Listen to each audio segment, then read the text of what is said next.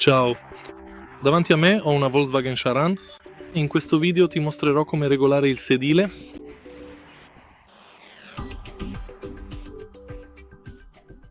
All'inizio dai un'occhiata al sedile del conducente.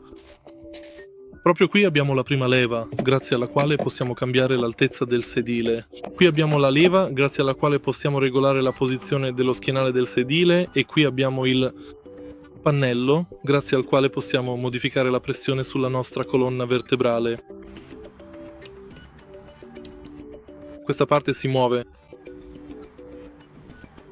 Infine abbiamo la leva sotto il sedile, grazie alla quale possiamo cambiare la posizione del sedile rispetto al volante.